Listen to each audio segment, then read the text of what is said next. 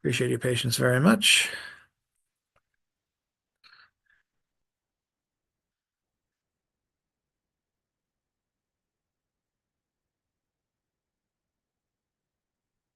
Come on, Zoom.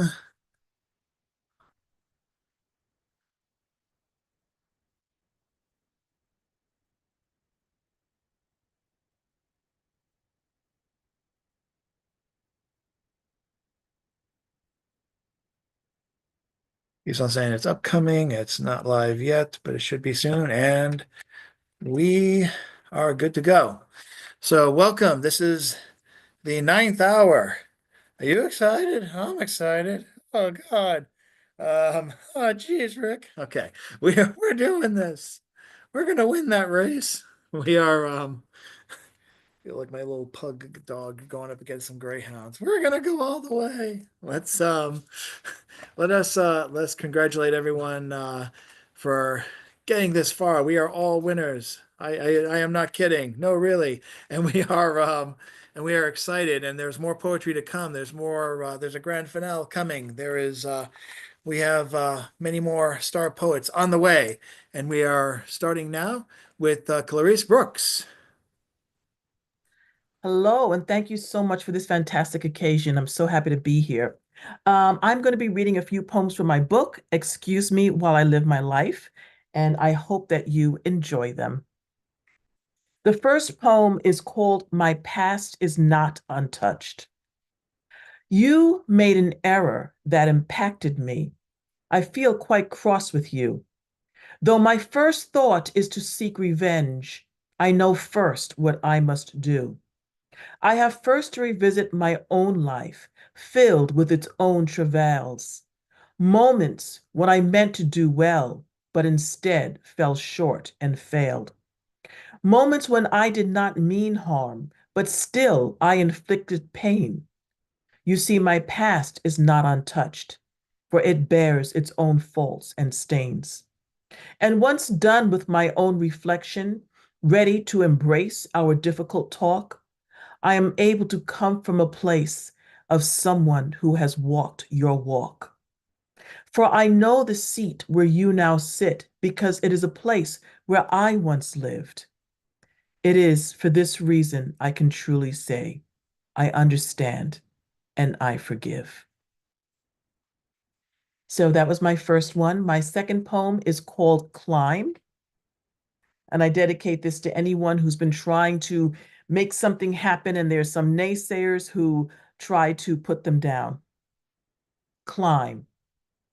When I started my ascent, first climbing one rung, then two, you tossed dirt down on my face and you thought that I'd be through. But I brushed it off and I kept on, climbing to three, then four.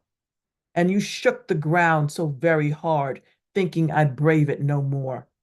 But I held on tight and I kept on, climbing to five, then six. You blew hot wind down, and I will admit it burned, but I held my grip. I looked ahead, almost there, climbing to seven, then eight. And you stomped with a fury that was so great, so filled to the brim you were with hate. But I did it. I finally did it, reaching to nine and then 10. So remember our little story and never doubt upon me again. And my last poem for tonight is called If I Cease to Seize This Moment. If I cease to seize this moment, I will dwell within lament. I will live with self-chastisement and feelings of regret. If I cease to seize this moment, all the plans inside my mind will begin to minimize and then be left behind. If I cease to seize this moment, then I will never know how the greatness I once sought could have been nurtured and well sown. And if I cease to seize this moment, I will never see the person that I always knew I had the power to be. Thank you so much. I appreciate being here today. We appreciate you being here as well, Clarice. Thank you so much. Don't be a stranger to any of the poets here on the scene in Boston and beyond. Thank you. Up, up next, We have Elena Harrop. Or is it, I'm sorry, Elena Harrop. Oh, I got to unmute you or ask you to unmute and then you can click. There you go. You. Yeah, I'm Eleanor Harrop, and so happy to be part of this. I'm in Putney, Vermont, and I owe Christina Liu a thank you for persuading me to join. I'd like to read two pieces. One is a prose poem that started out really with, it was a prompt about wrinkles. This is The Back of My Hand. Left hand writes, right hand steadies the notebook. The skin of my arm reminds me of ridges in the sand of the ocean, how the surface responds to wave breaking over it, making parallel lines, humps, valleys, drifts. Wrinkles resemble delicate bangles at my wrist. Maybe you could say these are the friendship bracelets of aging. I turn my arm, and suddenly wrinkles wrap from wrist to elbow like evenly wound threads of faded brown silk or fine, almost invisible wire. The back of my hand reveals a pattern of veins and skeletal shapes covered by diagonal lines. Translucent skin, my skin of decades, constantly sloughing off, renewing, restoring, re-wrinkling. When I lift my hand for a minute or so, the veins go undercover. I see sculpted branches, a tree with bony limbs, and a wind that blows all the wrinkles sideways. A frozen moment of action. I lower and flex it into a loose fist, and the wind disappears. The back of my hand shows runes, messages faintly etched. Opening the fist, I see a faint pulse like a baby's fontanelle. Halfway between the knuckles of my thumb and my first finger, so subtle I can hardly see it, though I can feel its beat. The pulse starts to move around. My hand is breathing. My fingers possess a tremor. They're jointed like bamboo sticks. The color is what E.M. Forster calls pinko gray. The middle knuckles look like squashed hats. I suspend them a few inches above my notebook. The thumb extends at an angle with no motion. The fingers dangle and move. I can see daylight between each one. As I move them around my writing room, they seem like trembling bars at an invisible window. Defining orange and blue curtains, paintings in various colors, photographs in black and white, sunshine on snow with its faint blue highlights. A relief map with mountains, rivers, and plains.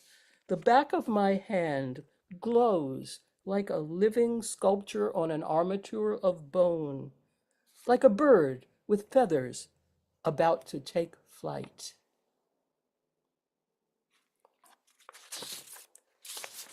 My other poem is a villanelle, and it's dedicated to an anniversary poem for my husband, Ted Dodd. We're about to celebrate a 60th anniversary. He is a woodworker. Anniversary poem for Ted. I've drafted love with hopeful imprecision. You lend me spirit level tape and square that I may build it right by repetition. Calibrating scent, a deft elision, sawdust and sweat in blue work shirts you wear. I must abjure a joyful imprecision, mark out my pleasure, calculate accretion. Until I build it right by repetition. To note by millimeters no suspicion in silver tendrils of your hair. I've drafted love with arrogant imprecision. Blue windows fill with light. Brass-hinged conversation swings silence into talk. What is this fear? Before I get it right by repetition, the contract's canceled, zero compensation paid, I wake and no one's there. I draft our love with hopeful imprecision, stay till I build it right by repetition. Thank you very, very much.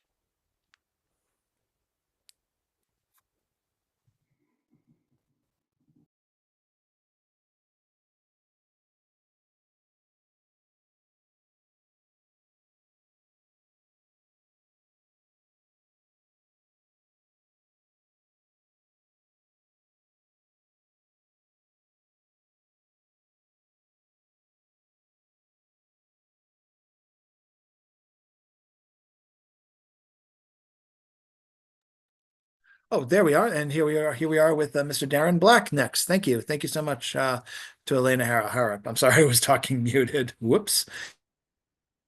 Good evening, all, and thank you to all you fabulous organizers of the Boston Poetry Marathon and for making this virtual version happen this year.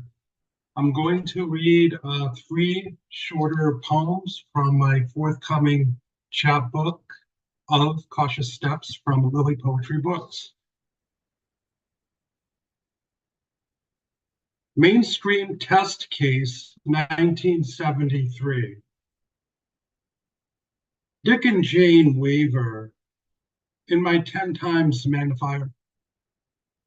Letters like swimmers surface. C's like sideways smiles.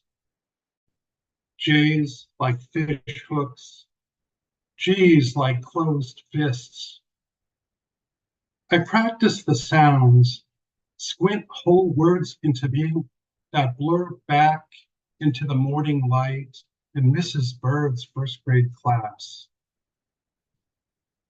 I listen to 20 pencils scratch in parallel lines and notebooks, tracks I could not follow or believed I could not follow, my nose tipped graphite gray from trying. Where was my bus, I wondered? The one that collected the county's special. The shadows that appeared on the playground when I crossed the line into the normal kids' space with the monkey bars. Spawned faces, sunlit. Were they smiling?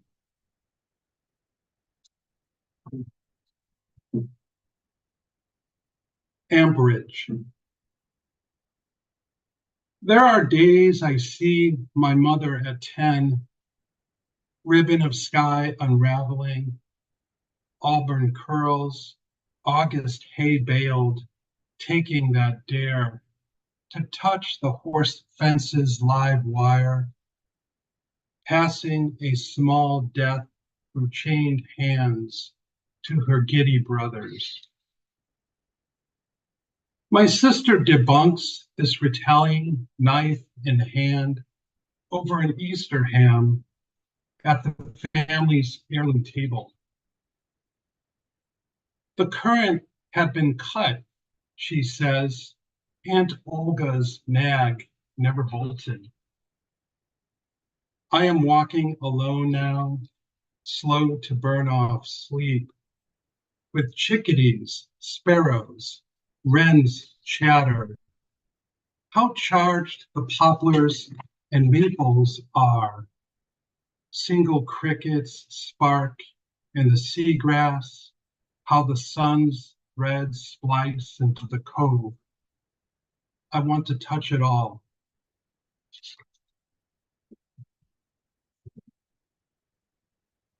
This next poem, its title is also the first line of the poem. Night muse opens me like a letter, lifts me from sleep with a red-nailed finger, smooths me across the sky. Night thinks, My news is nothing if not quaint, a few desperate lines, and she's got the story, but my heart still pings like an old Smith Corona. Thank you.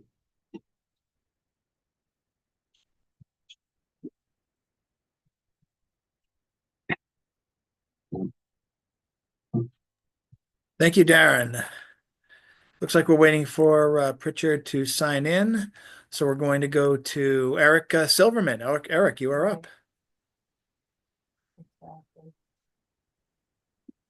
All you gotta do is unmute.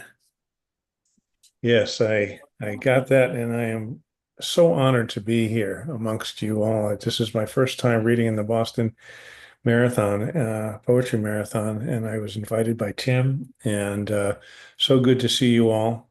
Elena, I very much appreciate your poem because I'm a woodworker too. All right, this is I have two poems. The first is going to be called Water, Where the Water Returns, and both these poems were published in Ibbotson Street Press. Where the Water Returns. The farmer clambers to the ancestral roof and checks the shingles. It's been raining. A thin man, eyes ordinary as glass. He's seen old neighbors who stay put, lazily float by along with a horse. A loose joist lets in the rain. He listens for the telltale wind, praying to an emptying sky. He sets his watch as the power dies, feels a weight as he puts on a nightshirt. On a wall, a candle spokes of light. 2, family photograph. When he was a boy, he asked his older brothers about the Lenape curse, a young native woman from the old town who would not renounce her river gods, tied to a stake in the rising floodplain. Her prophets called revenge, bodies sprawled like drunks in trees, torn by the rapids. Grief flowed like mud along the Raritan in the place named Falling Water. They told him to shut up about nightmares, the myth and the trees felled for profit from the sawmill, where he subjected his ears to the saw's turbine to drown out the screams. 3. Somehow, myth's meaning contained the town's prosperity, the church attended by he and his wife, as he touches the empty space in the bed beside him. After dawn, the farmer wakes in darkness, hears the rain striking shingles, the groan of a joist in need of a nail, and tries to sleep. Dreaming of clear skies, he and his wife stroll among meadow violets, the eye of heaven in each puddle. Black water rushes in, floorboards buckle beneath him. What he sees is not an image of a noose tightening, nor retribution, but eye meeting eye where the water returns.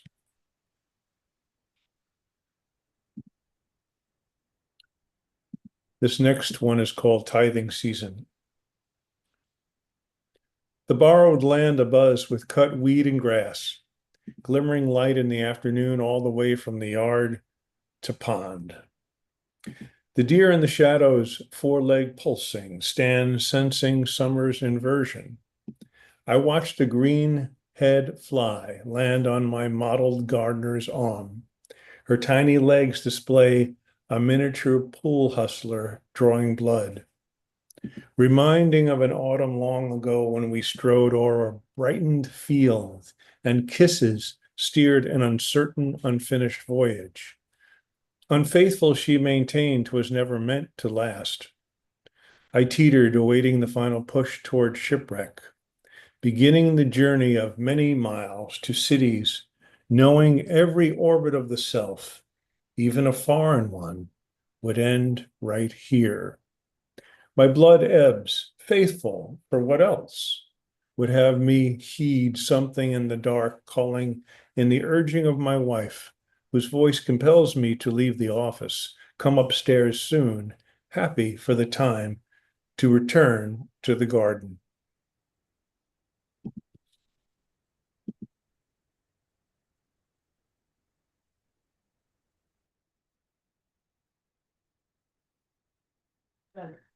Thank you, Mr. Silverman.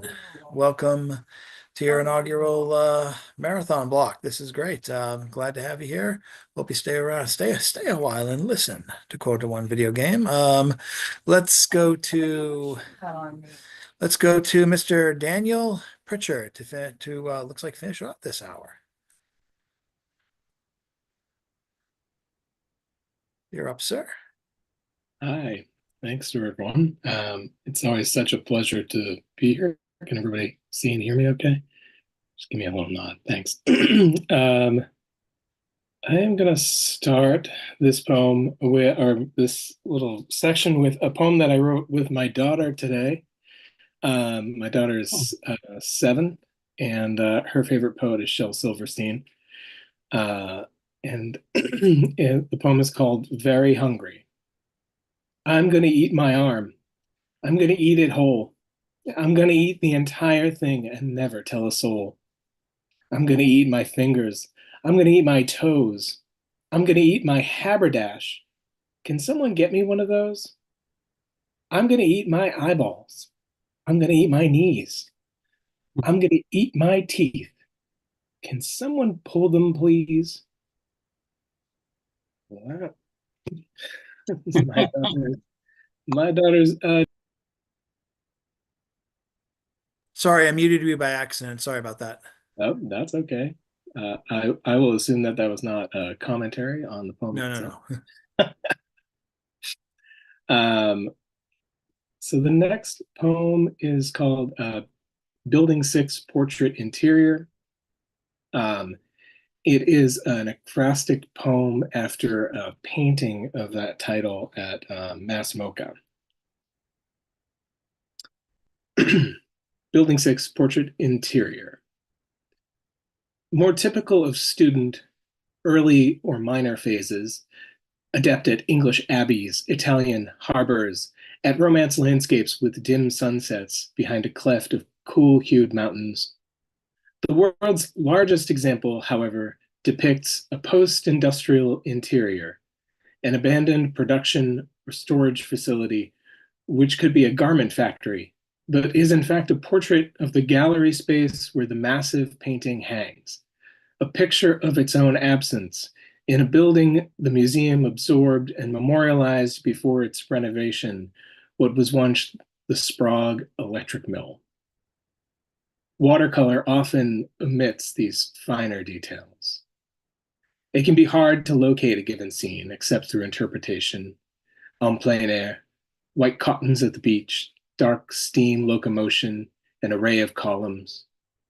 As without the pertinent details, any story might have been true or not, which is why in its gradations pooling, round at the edges, stitch-worked, dried and layered, transparent, given to run and bleed, impossible to correct in its set, impermeable, flawed permanence, a trick that marries time with the stain that any hand with its light tool can make.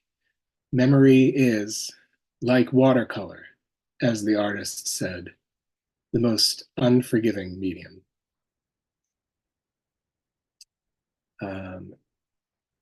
And let me just find my last poem. This is called Marking Time. And thanks everyone who organized this this year. I know it was a scramble and I so appreciate that it's happening. Marking Time. Ice had made a mess of the house. Every corner and fissure bloated, drunk on winter's ale. Brighter days drew spires from the roof, playing timpani on asphalt until glassy black and gray rivulets bled into the street. March woke us up at 2 a.m, piddling from a ceiling stain, webbed droplets turning into embers as they fell through the amber streetlight. It was the storm's furious southern birth that kept the rain so warm it hardly woke us, and I dreamt of tongues pulling rubies from a nectarine. Later that morning, spring let its yipping winds loose across our sallow, muddied lawn, jangling at the morning glories and tearing a gutter down from the fringe of our knackered home. The frost season sunshine cocooned my heavy body as I climbed up halfway in shadow to the edge of the roofline, just as the moon would in July, tearing nails out of rotted pine, heaving the airy metal of the bent gutter from the slanting trim, when a splinter of aluminum pierced the glove and the soft pad of my thumb, leaving a rust-colored scrawl along the flush edge of the joint. A blessing against time and her inebriate seasons. How could anyone think about poetry on a day like this? Thanks very much, everyone.